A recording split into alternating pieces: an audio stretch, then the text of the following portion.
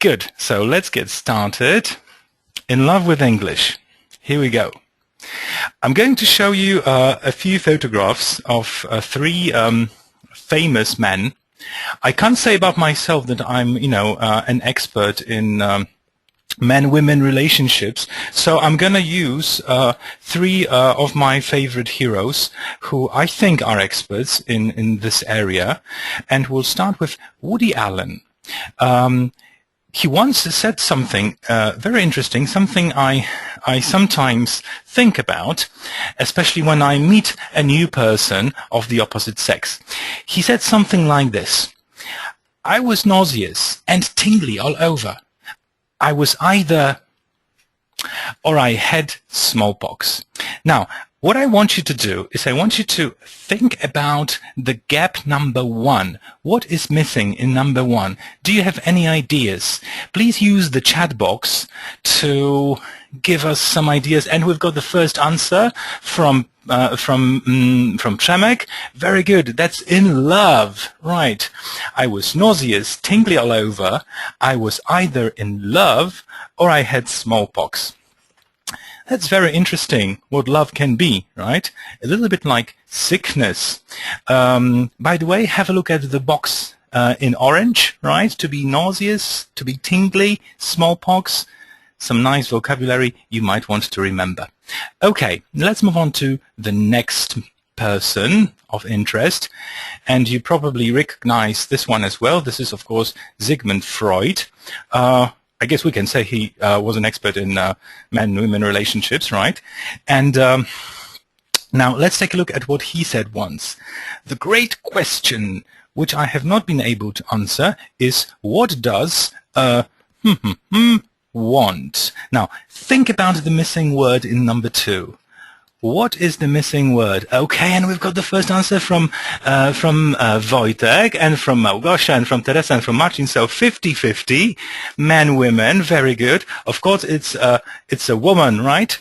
The great question Sigmund Freud has not been able to answer is what does a woman want? Exactly, what does women want? Big question. I'm not sure if I can tell you what the answer is. You have to find it yourselves. And finally, the third great expert, maybe not exactly in matters of man-women relationships, but in, let's say, in gravity. Okay, man-women gravity. Of course, Albert Einstein. He said once something like this: "Women marry, hoping they will change. Marry women, hoping they will not." So what are the missing words? Each of them is inevitably disappointed when this happens, okay? The words inevitably disappointed are in the box in orange. And, of course, we've got the first answers. Who was the first person here? It was Małgosia and Wojtek, I guess. But Wojtek had it a little bit wrong. Let's see what the answers are. This is all about men, right? So think about this. Albert Einstein, a great man, said this: women marry men hoping they will change, and men marry women hoping they will not. Something to think about. Something to think about life, So each is inevitably disappointed, Okay, thank you, Albert Einstein. Thank you, Woody Allen. Thank you, Sigmund Freud. Now, we'll have to move on and start talking about Saint Valentine's Day. And now, the person who is an expert today is Eva. Okay, I'm handing you over to Eva. Just a second. Thank you, Piotr. Yes, I'm taking over a meeting with you. Thank you very much for joining us today. I hope you will enjoy this slightly light subject, although we tried to insert as much as possible regarding some language knowledge. Right, so as you know, tomorrow crazy world will start celebrating St. Valentine's Day, but although the roots are deep in the Roman ancient times, it's amazing that really this day was celebrated in Middle Ages and in the times of enlightenment. And here I would like to show you one of the first documented facts about St. Valentine's Day. This is the song which a famous guy called William Shakespeare included in Hamlet when Ophelia sings about how much she would like to be the Valentine of Hamlet. So it's not really modern holiday. It's been celebrated for many, many centuries.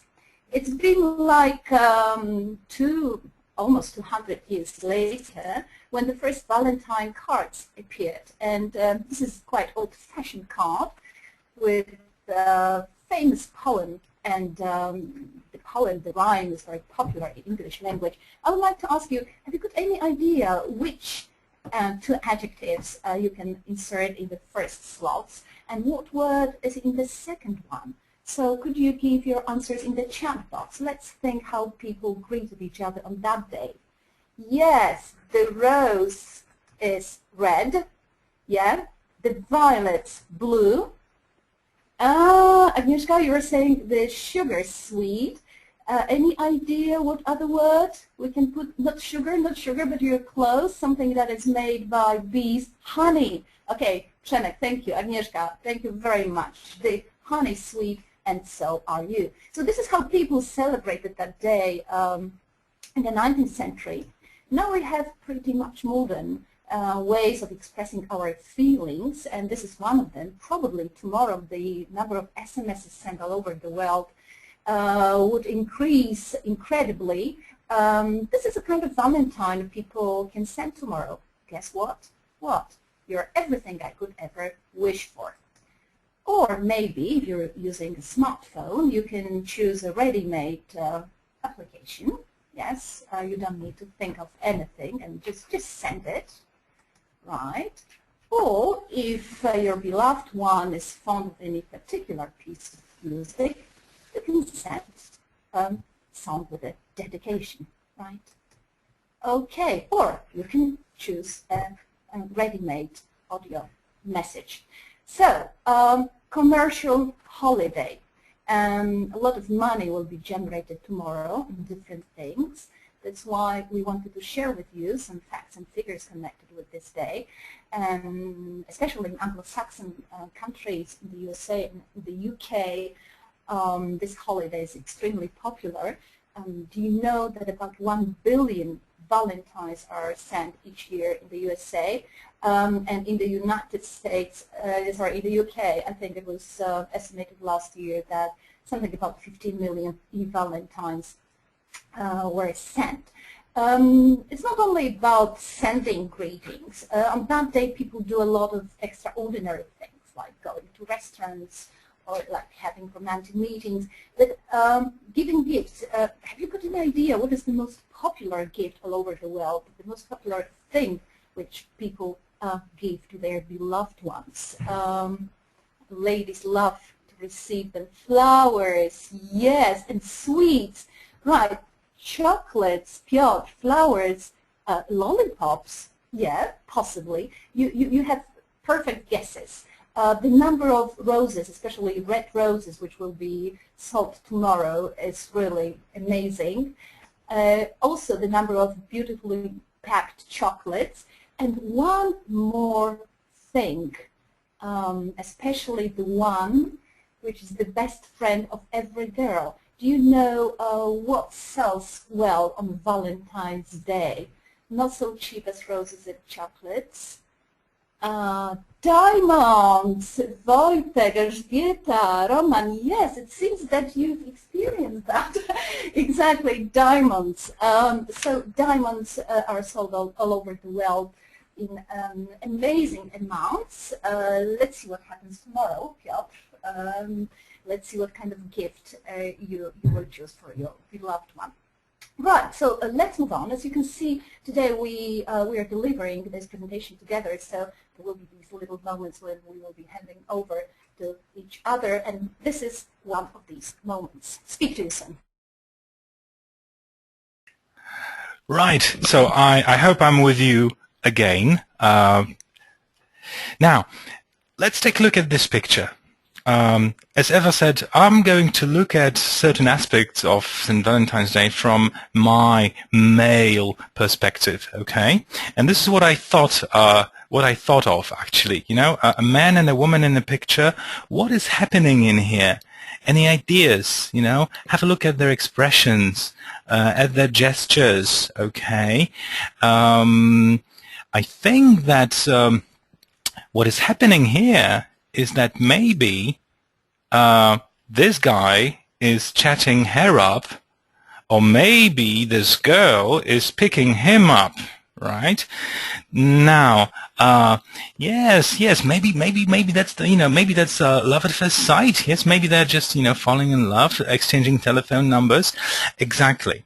Now, some of you might be married, some of you not. Okay, I think the next portion of phrases and vocabulary might be useful to all of you, because life changes, and it's always good to know how to chat someone up. Maybe also in English, right? So let's try to have a look at some useful expressions for chatting people up. Okay, the best chat-up lines ever, the most effective ones in English, and there's one more thing. They will be gauged at different language levels. Okay, so let's take a look at some chat-up lines for levels A1 and A2. But life is not simple, We made these a little bit more difficult for you, a little bit tricky. Okay, have a look at this sentence. Like you dance to wood. Can you try to put it in order? Okay. A very nice chat-up line for elementary levels. Would you like to dance? Of course, very good. Lots of good answers. Very nice. Would you like to dance? Okay, that was classic, simple. What about this one? Come you here often do. How would you order this one? Come you here often do. Very good, Edita. Very good. Andrzej, do you come here often? Very nice. And the last one is slightly more difficult because it's longer. Goes like this. It here, you hot, it in is or is just. Okay, take a few moments, try to put it in order. I especially like this one, because it's sexy. That's why it's so useful when you chat people up. Okay, you're thinking. Try to start with is. Yes, Wojtek, you're very good at this. Goes like that. Is it hot in here, or is it just you? If you say this to a woman, this is really very powerful, Of course, you might get a slap in the face if you say it in the wrong way, but, well, that's the risk you take. Okay, levels B1, B1+. Now I've got a kind of a grammar puzzle for you, okay? Think about this sentence. It's another chat-up line. Were you be all my life? What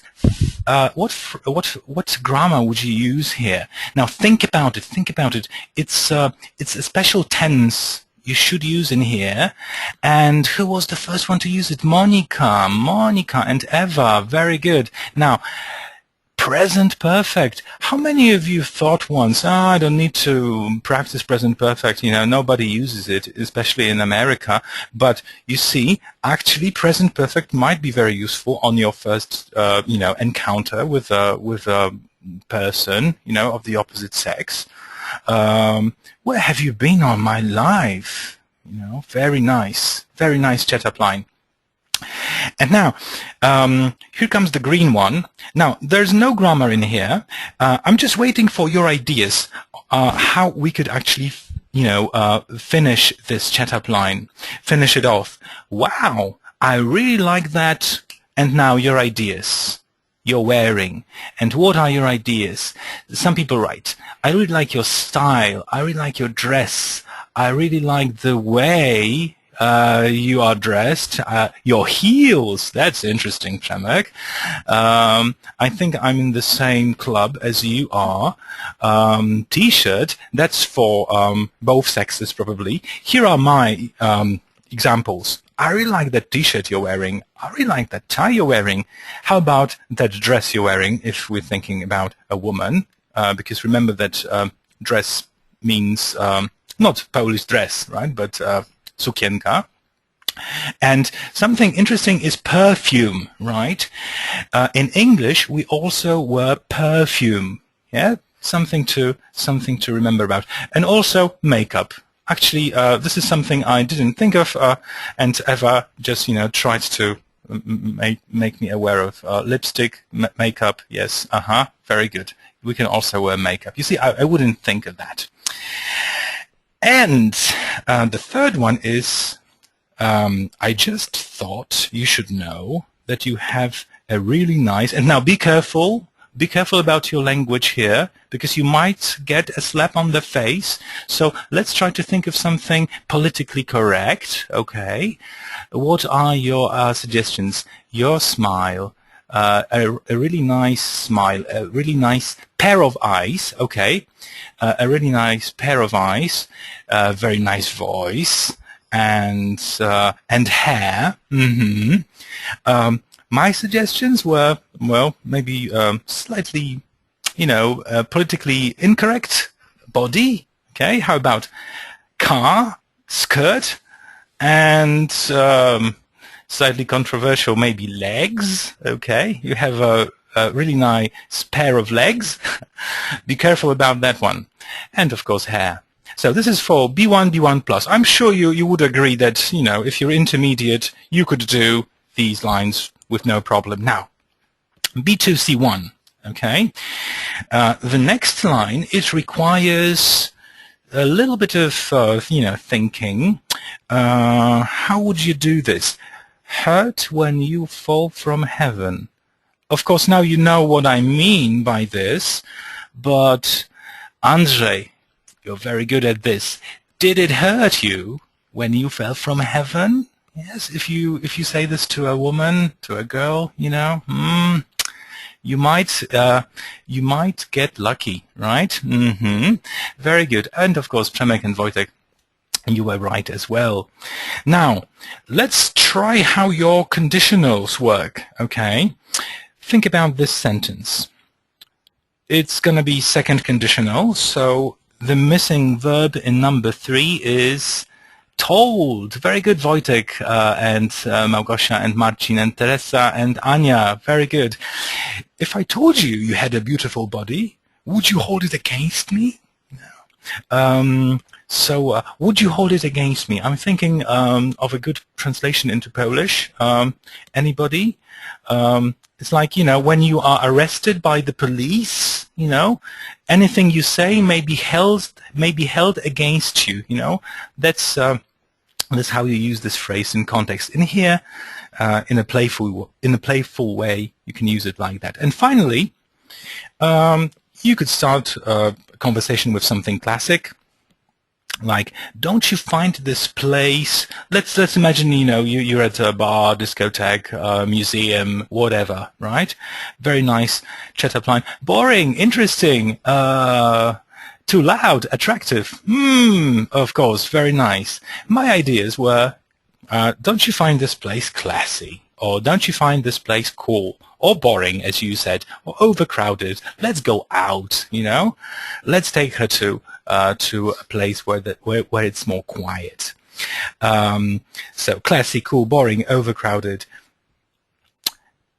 9 chat-up lines, ready-made for you. And the good news is that you will get all these in a nice PDF file very soon from Anya Werner. Okay, I think this is the place where a transition takes place, and I shut up and hand you over to Eva. Here you go. All right, so welcome back. Thank you, Piotr. I think we'll train a lot of experts in the field of chatting up. But maybe in these phrases, if you're lucky, the conversation will follow, and maybe will be some need for extra expressions. And what I would like to show you, okay, this is, Piotr, you haven't mentioned that. This is one of his favorite chat-up lines, right? excuse me, haven't we met before? Very safe. Okay, right. So let's go to some language input, something that you can find useful in your further conversation with the attractive partner. I would like to show you, we would like to show you some hard idioms. I put phonetic transcription because very often we confuse the pronunciation of the word hard. Yeah, sometimes you can hear the song "Don't hurt my heart." So this is how we should pronounce this precious word. A handful of useful idioms together with illustrations. Yeah, somebody said that already. Andrzej, know by heart. Okay. I've got a message from Michał. He wants me to increase the volume of my microphone, so I need to ask our technical support. Sorry, that's the maximum we can do.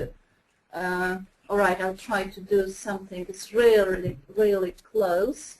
Can you hear me now? Is it any better? Ania, Michał? Right, I hope it is. I'm trying to speak.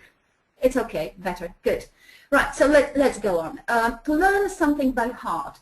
Has any of you come across this expression in the past? Do you know what it means if you learn something by heart?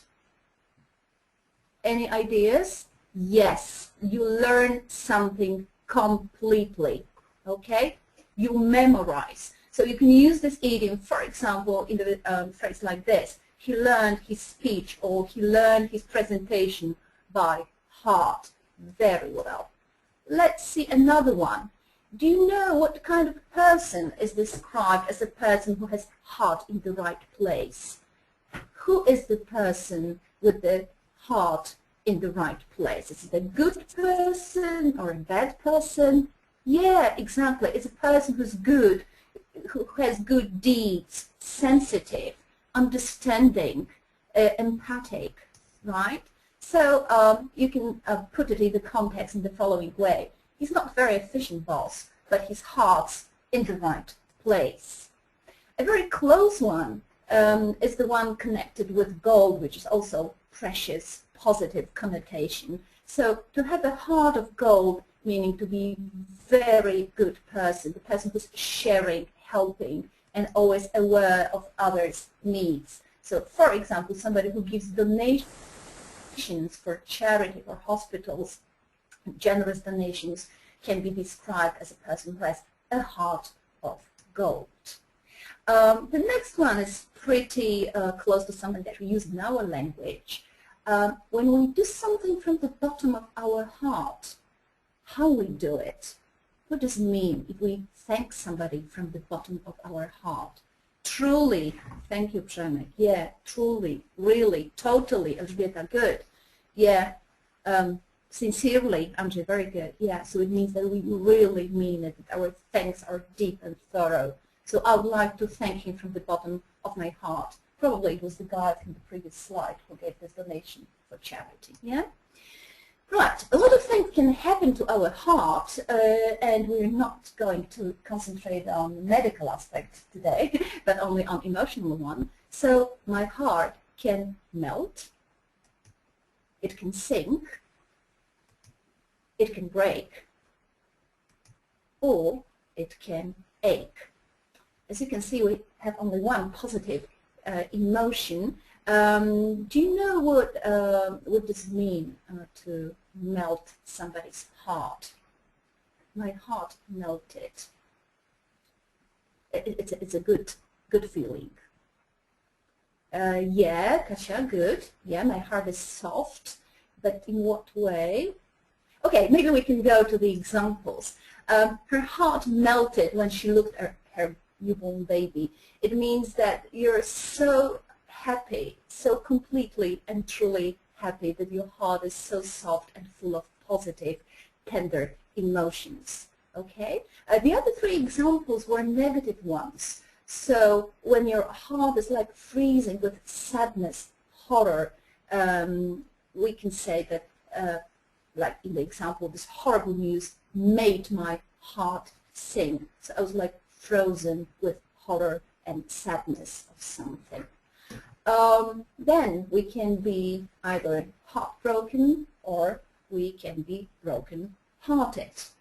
The same with the ache, which is not a physical ache of the heart, but psychological ache.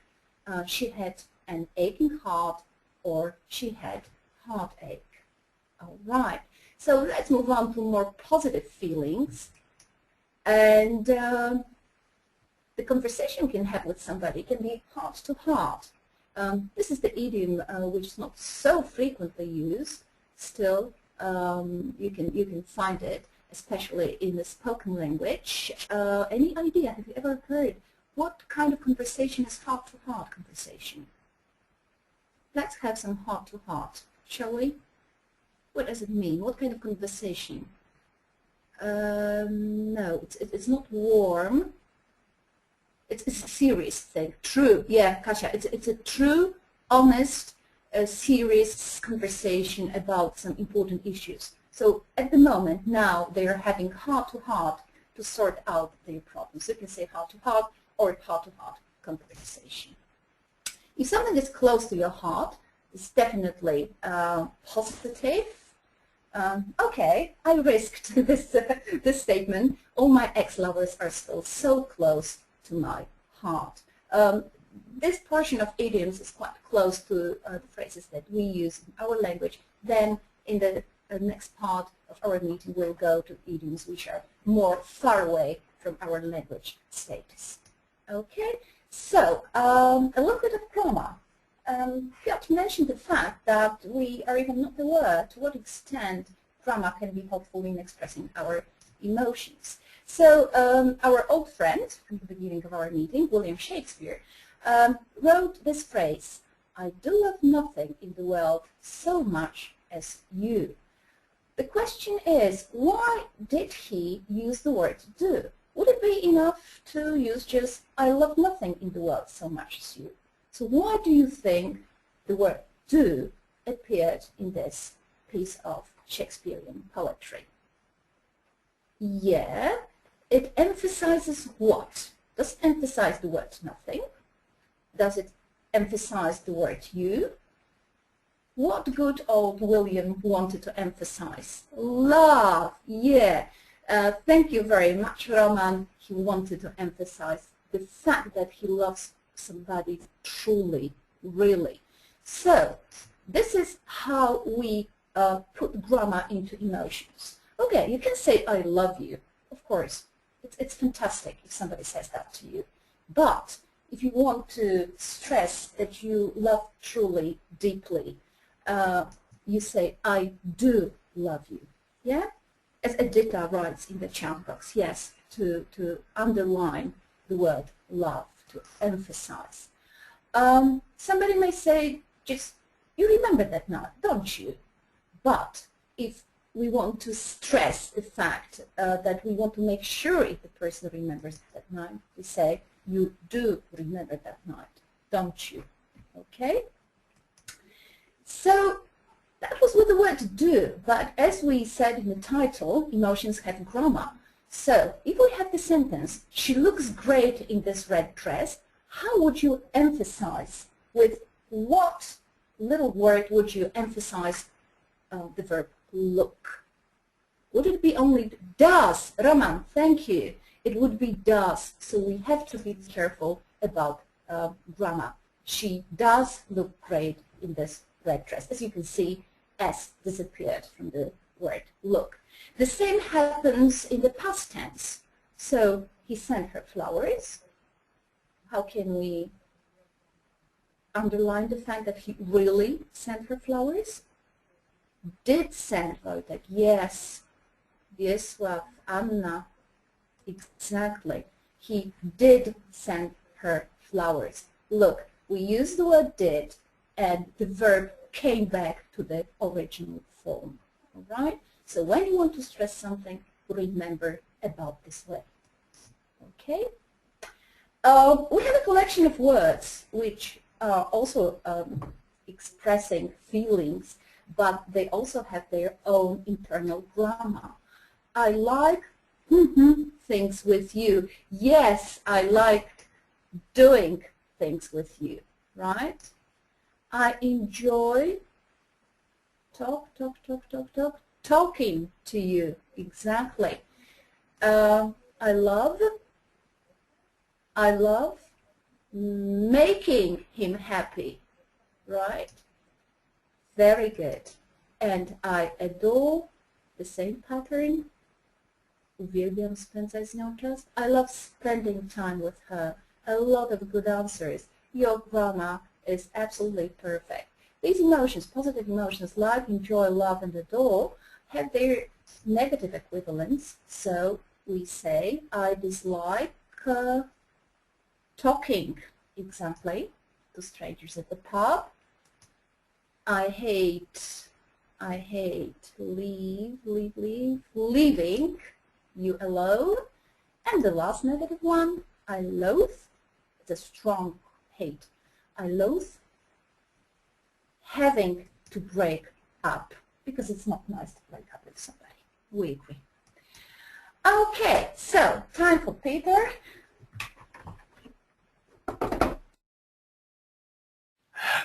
Okay, I'm back, I hope. You see, we talked about so much nice grammar and phrases, idioms, etc., etc. This is all very useful. I think I'd like to go back to my part. Do you remember what my part was about? It was about picking someone up, right? So let's imagine that you are hitting on someone, right? You are hitting on someone very much, you've got the chat-up line, okay, you got this person interested, but now you need some more language, right? You need some more language to get the conversation going, is it hot in here, or is it just you may not be enough, okay? The usual thing to do would be to actually, have a meeting with this person over a cup of coffee, wine, or something like that. So this is what we're going to do now. We're going to have a look at some more expressions to get the conversation going. Okay. So this guy, imagine that this guy is hitting on this girl, and he says something like this. If you don't have anything planned for Saturday, I'd like to take you to dinner. Okay? If you don't have anything planned for Saturday, I'd like to take you to dinner. Very nice, classy, and politically correct. Okay, but there's something I wanted to make you aware of. Have a look at the word dinner. Everybody knows the word dinner, right? Supper and lunch, etc., etc. The thing is that sometimes Polish users of English forget or don't know that before dinner, before breakfast, before lunch, before supper, there is no article, right? So don't make the English-speaking person smile, okay, by saying let's have a breakfast or let's have a lunch, okay, because there's nothing there. Okay, remember about that. Okay, now this guy is hitting on her again. Okay, and he says something like this: "We should to talk some more later. Can I get your number?" Okay, and now this asterisk over there is indicating that there's something wrong. There's something wrong with should, right? We can never say we should to talk to someone later. Should to sounds horribly, right? So how about we should talk more later. Can I get your number? Okay, very good answers, by the way. Your grammar is just fine. It will enable you to hit on a lot of people. And one more expression. I enjoyed talking to you. Let me give you your number. I'd love to hear you. I'd love to hear you? Something wrong, right? I'd love to hear you. How about fixing this phrase? Any ideas? Of course. That's Wojtek, right? I'd like to hear from you. You see? Very good. So, this is a very sensitive moment, hitting on someone, attracting someone's attention. So make sure your grammar works very well, but don't think about grammar too much. Don't think about language mistakes too much. I think you should just concentrate on, the whole situation and And let's face it, language is just 20% of what we do, and 80% is what you look like, how you behave, etc., etc. Okay. Did anybody mention love idioms? I think it's Eva's part.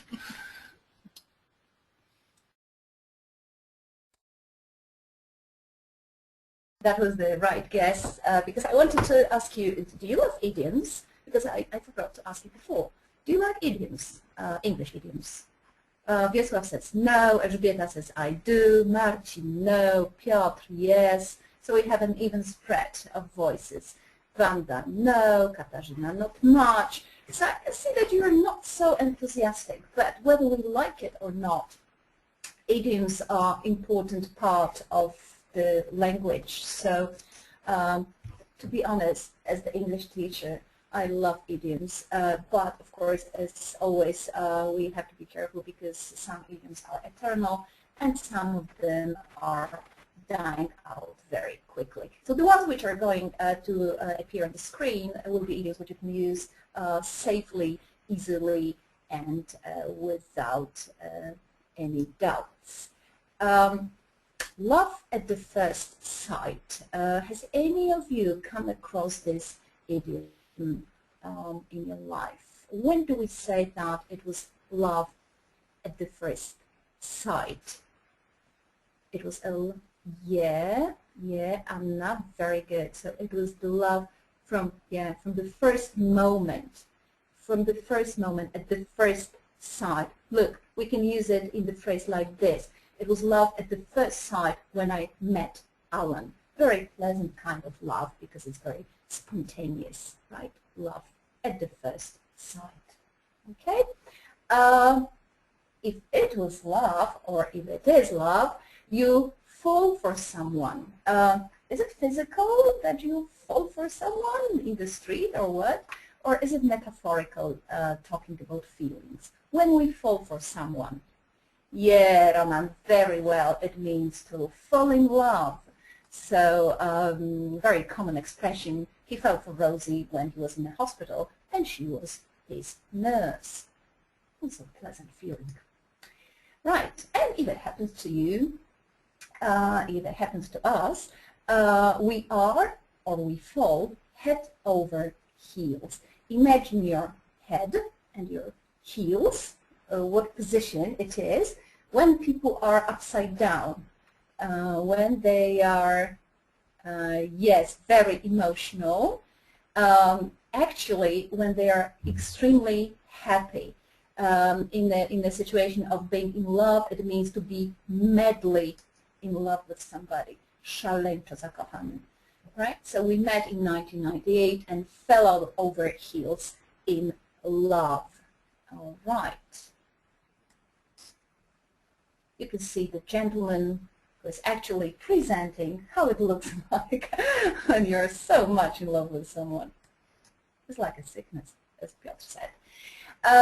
Hopefully, in this situation, the one you're dating or the one you're meeting or going out with is your Mr. Right or Mrs. Right. This is how we call the person who is fulfilling your dreams, desires of the absolutely perfect partner.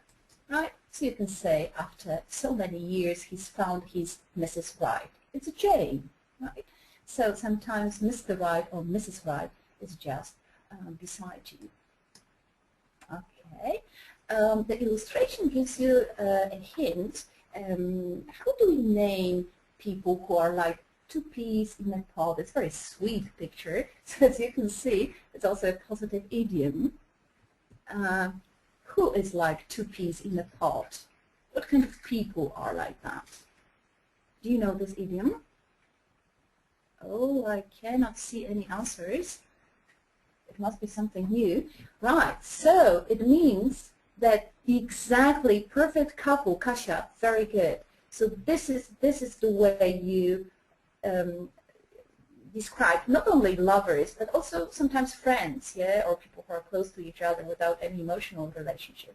They look and think the same. They are like two peas in a pod. We have another idiom, having love, yeah, but this is not from this area today.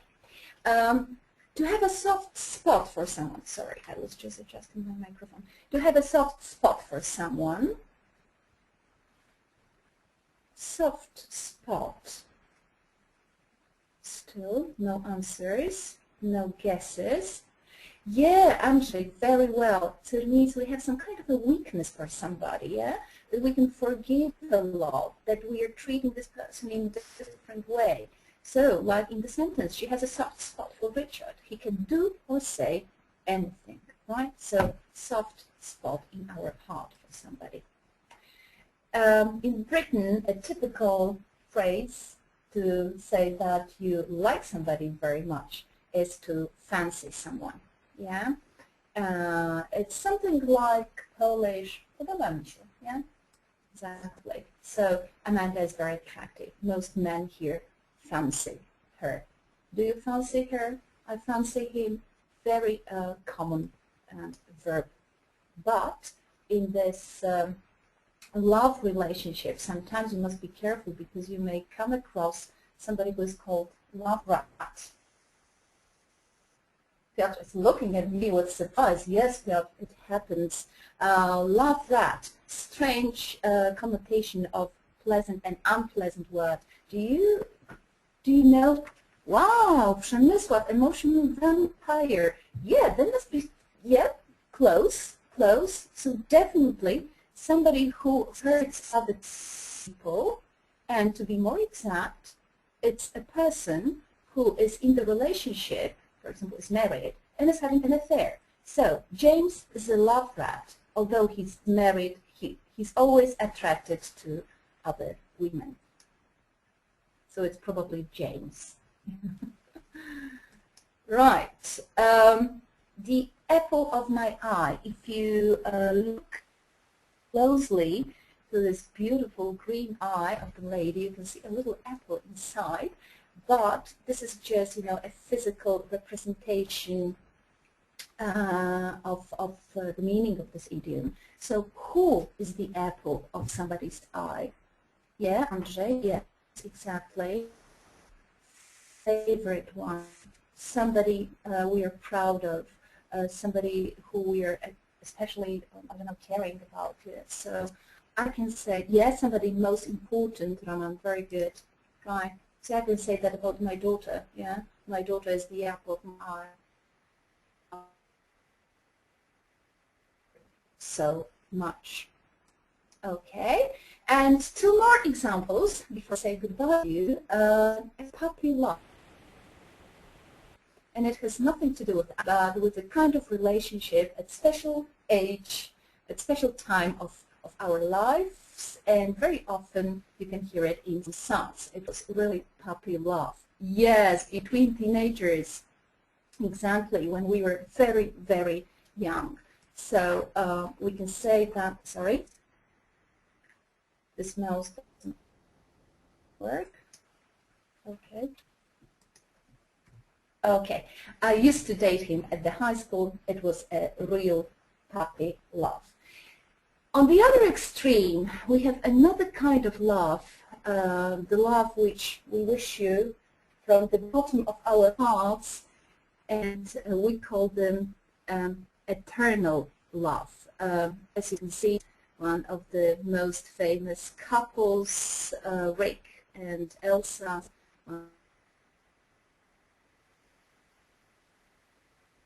favorite, yes, love, the love we're dreaming about, the love that we're singing about, and love forever, never ending. Fantastic, you know a lot of synonyms for that. And we kind of started with Shakespeare. He appeared in the middle of our meeting, and he comes again to finish with the poem. Time is very slow for those who wait, very fast for those who are scared, very long for those who lament, very short for those who celebrate, but for those who love, time is eternal. And this quote is our wish for happy St. Valentine's Day. Anyway, for the good weekend, whether you celebrate